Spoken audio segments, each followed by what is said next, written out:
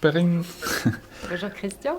Et bon, pour moi, c'était vraiment un plaisir de découvrir tes poèmes que j'avais pas eu l'occasion de lire avant. Et j'avais quelques questions qui ça m'intéresse de te poser pour découvrir avec plus de profondeur ton travail. Et Avec plaisir. la première chose qui m'a beaucoup frappé, c'est comment dans tes poèmes apparaissent des expériences liées à des expériences liées au fait d'être femme, souvent liées à des injustices et des discriminations. Et donc, je voulais un peu savoir ta perspective sur le rôle que peut jouer la poésie dans la lutte contre des discriminations liées au genre. Bon, alors, merci de me poser cette question. Bon, moi, je suis une femme. J'écris de mon point de vue de femme. Et c'est sûr que ça infuse dans toute ma poésie. Je suis une poète vraiment engagée. Je peux pas écrire... je peux pas écrire lyrique, par exemple. Je peux pas écrire quelque chose qui va pas me secouer, me sortir de moi et m'emmener directement là où j'ai besoin de m'exprimer, donc dans des discriminations, dans des luttes. Et je sais que la parole poétique, parce qu'elle est brève, parce qu'elle est directe, parce qu'elle va droit au but, elle va toucher et elle va se faire entendre plus que si je suis dans une longue narration ou dans une fiction, bien sûr, même si je peux, dans les fictions, engager des combats, ils seront beaucoup plus... il y aura une distance, une temporalité plus importante que lorsque je suis dans un poème. Donc j'ai grande confiance dans la poésie pour véhiculer tous mes combats de femmes, mais aussi mes autres engagements. Parce que quand on fait partie d'une partie de la population comme ça qui est depuis toujours écrasée, bien sûr, on se place du côté de toutes les minorités et de toutes les franges de la population qui ont besoin de se faire entendre. Donc c'est de ce point de vue-là que j'écris. Et aussi, il y a une autre chose qui m'a beaucoup surpris en lisant plus sur ton travail, c'est que même si dans la dernière réponse, tu parles de ta propre vie en tant que femme et de l'expérience que ça implique, qu'en même temps, tu travailles beaucoup avec des archives et des documents. Et je voulais un peu te poser la question. Bon, j'ai surtout traduit j'ai traduit des poèmes qui viennent de ton blog, non, et l'entresort, et surtout des poèmes de cette année, 2021. Et donc, je voulais te poser la question sur le point de départ de ces poèmes. Est-ce qu'il y a aussi des points de départ qui viennent des documents, des archives, ou c'est plutôt d'autres points de départ qui sont à l'origine de ces poèmes? Sur ce blog que j'alimente depuis plus de 10 ans, en fait, c'est vraiment mon laboratoire. Donc j'y suis très à l'aise parce que je peux expérimenter beaucoup de choses sur le langage, beaucoup de choses sur l'écriture, et donc aussi c'est un médium qui est très ouvert pour tous les combats quotidiens.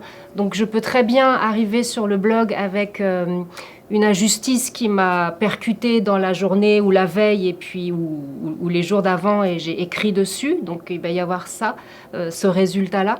Mais ça peut être aussi quelque chose de très lent qui se met en place sur plusieurs textes et puis qui à la fin, une fois que j'aurai travaillé suffisamment sur le blog, mais en dehors du blog aussi, sur des cahiers ou, enfin, je dirais classiquement, devenir un livre. Voilà, c'est vraiment un laboratoire.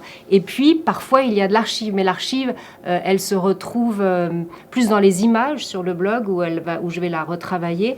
Mais elle est... Quand elle sous-tend mon écriture, alors là, c'est vraiment sur les publications. Enfin, c'est sur les textes longs où là, je travaille beaucoup avec l'archive. Pas spécifiquement pour le blog, non. D'accord.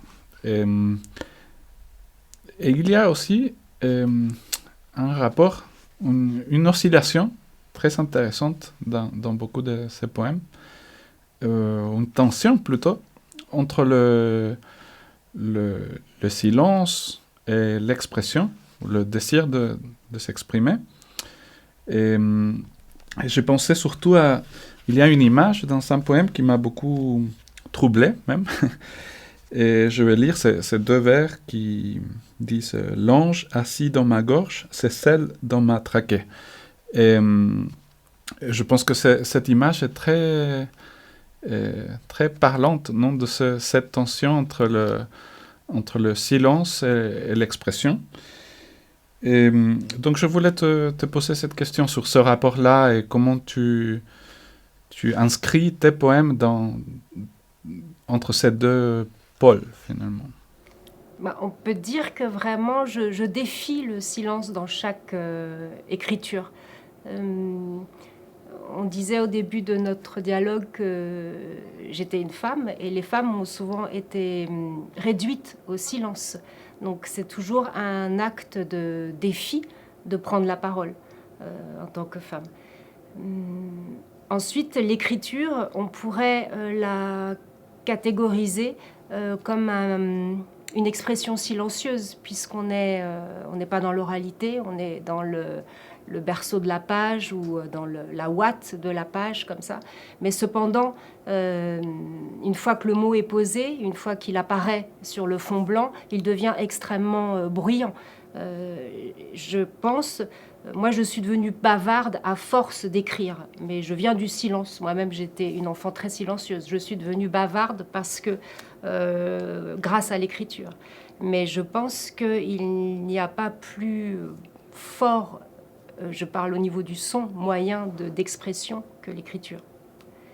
Donc, effectivement, je suis toujours dans cette tension de montrer quelle résistance peut... quand je parle de résistance, je parle d'acte de résistance, hein, d'acte de combat, peut être le silence. Et comment l'écriture inscrit ce silence dans le combat. Voilà. La plupart des poèmes sont donc très, très ancrés dans l'expérience, dans un jeu, une première personne du singulier, ou même un nous, et lié au féminin. Mais en même temps, il y a... C'est pas un jeu forcément biographique ou mondain, non, des anecdotes, mais... donc je voulais un peu t'interroger sur... d'où surgit ce jeu qui est, je trouve qu'il représente une forme d'affectivité, et très ancrée dans le monde, mais en même temps pas anecdotique, non, pas biographique forcément. Alors oui, il n'est pas du tout biographique. Dans mon parcours d'écriture, j'écoute beaucoup les gens, les personnes. Je leur demande de me parler, je leur demande de me raconter. Et puis moi, ensuite, je mets en mots, en poésie, leurs confidences, avec leur accord, bien sûr. Hein. Donc, bien sûr, ce jeu, ce jeu, c'est nous. C'est jeu parce que ce sont des personnes qui m'ont parlé, et puis parce que c'est une parole intime. Mais j'ai la volonté que chacun puisse se dire « je, c'est moi » en lisant mes poèmes. Ce jeu-là, c'est moi. Et je suis très heureuse quand quelqu'un qui aura entendu ma poésie vient me dire « c'est moi, ce sont mes mots ». Quelqu'un que je ne connais pas. Voilà. Donc c'est ce travail-là qui est autour du jeu, qui apparaît dans mes poèmes. Mais rarement, il est rarement autobiographique, quasiment jamais en fait. Mon jeu à moi, il m'intéresse pas beaucoup. Et il y a beaucoup de poèmes qui sont très, très brefs, très brillants. Et on voit apparaître aussi la beauté, même comme mot, non, la beauté, mais qui est une beauté à la fois simple, mais très liée à la colère, et, oui, et à la souffrance.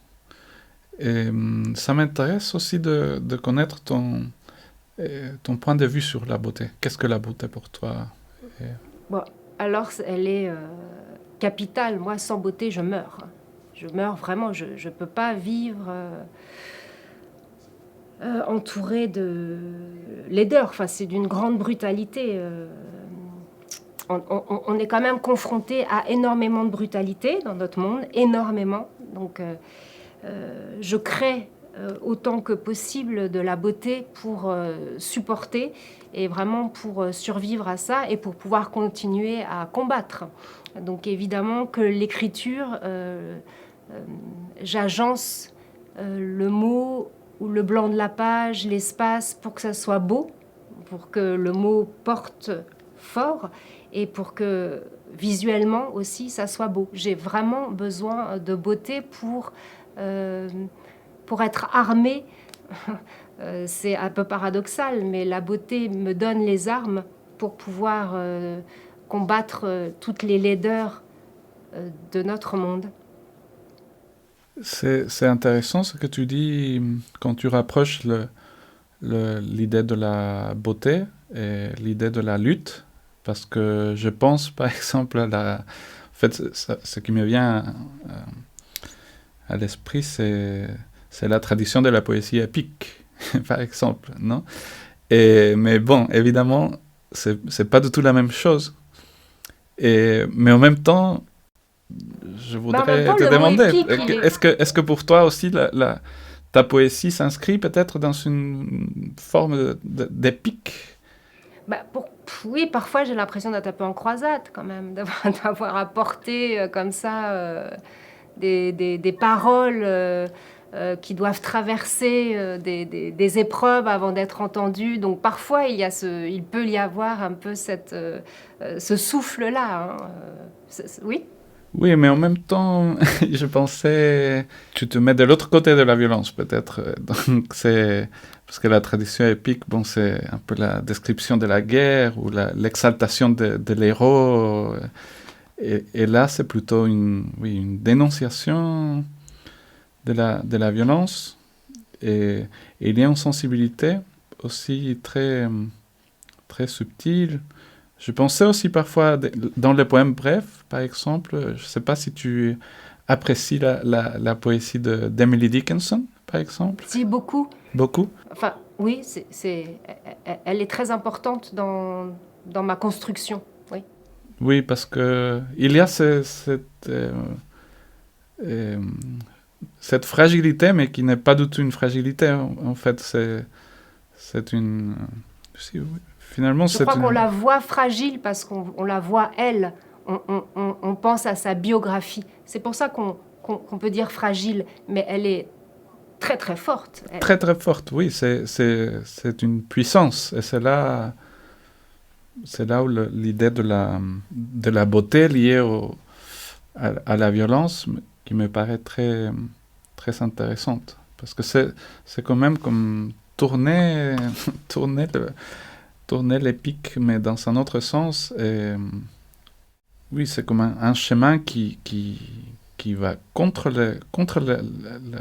l'exercice de la violence, peut-être, non? Oui, c'est très intéressant ce que tu dis, oui. Oui. On a fini de donner sa définition complète à l'épique, finalement. Et comment tu travailles après parce que tu alimentes, tu nourris ce blog, non, de poèmes. comment est le processus d'élaboration d'un livre, par exemple? Comment tu choisis Bah, le livre, quand c'est de la prose, quand c'est du roman que j'écris, enfin du roman toujours avec de l'archive, mais enfin je dis roman, mais c'est prose et poésie et archive ensemble. Je fais pas tout est poreux. Je ne vois pas pourquoi on devrait s'en tenir à un genre. Ben, d'un seul coup, il y a un sujet qui me prend et qui va me tirer sur 150 pages au lieu d'une demi-page. Donc, mais ça m'empêche pas d'aller quand même écrire de la poésie ou du texte bref, des petites proses quotidiennement, puisque j'ai vraiment cette respiration d'écriture dont j'ai besoin, quoi. Voilà. Après, quand je compose un livre, bon, bah, c'est juste une temporalité qui est différente. C'est juste plus long, mais finalement, j'écris de la même façon, en laissant toutes les influences, qu'elles soient orales ou mémorielles, venir à moi et puis imposer leur voix, quoi.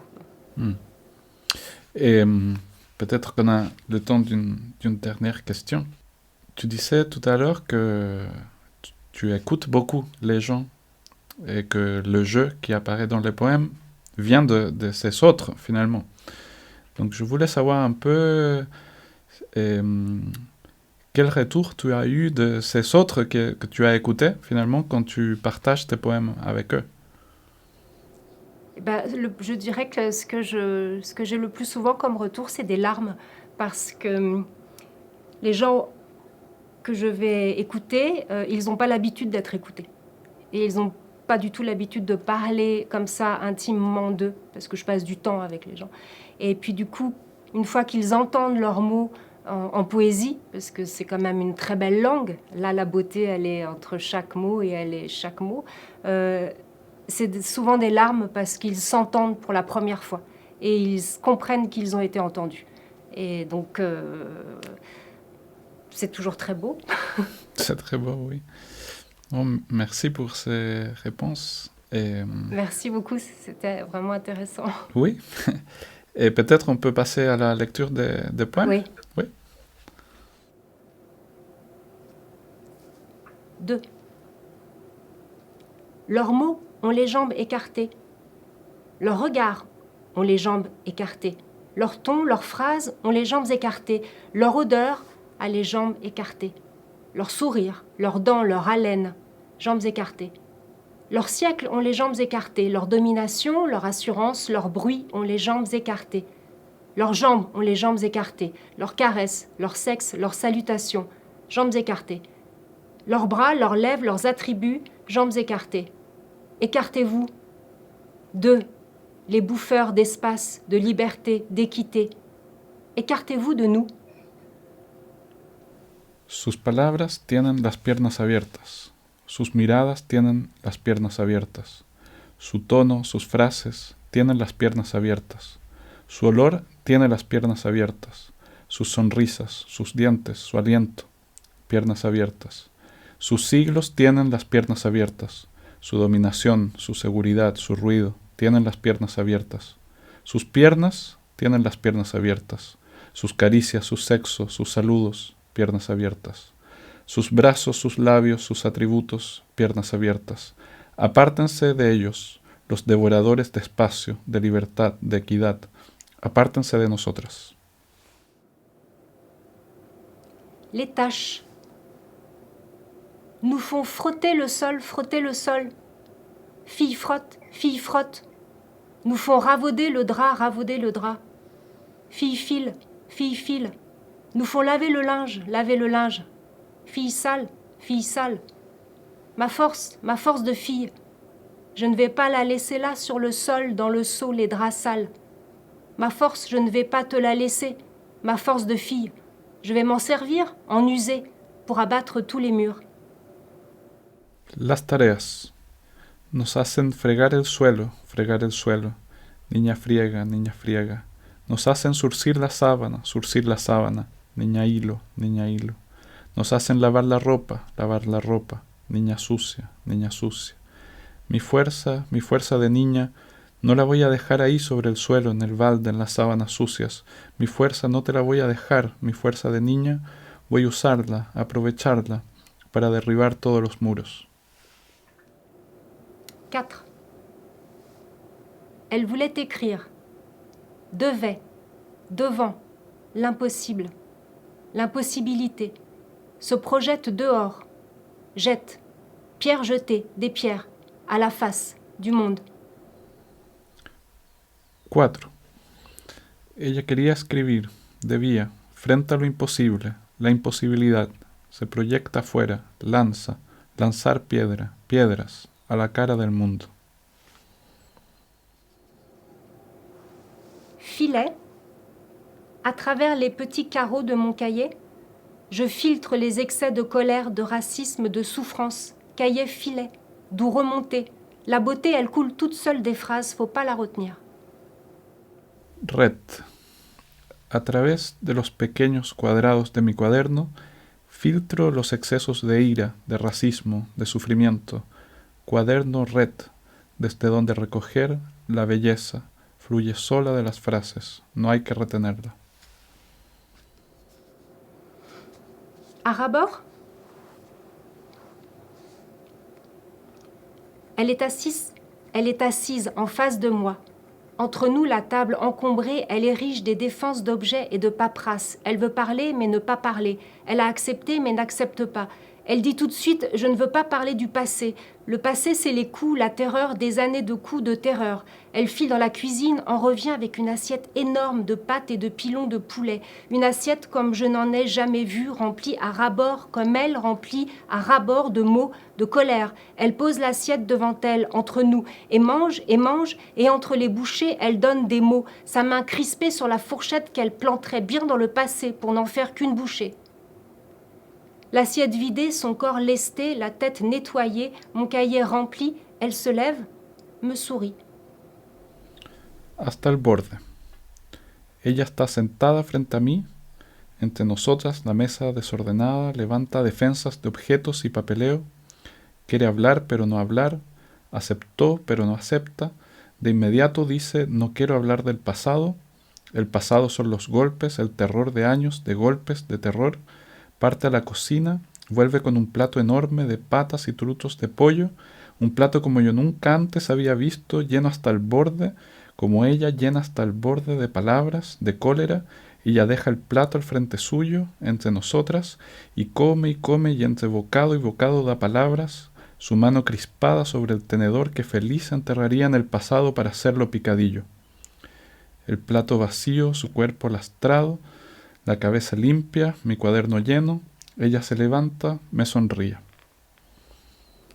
Merci beaucoup. Merci beaucoup. À toi.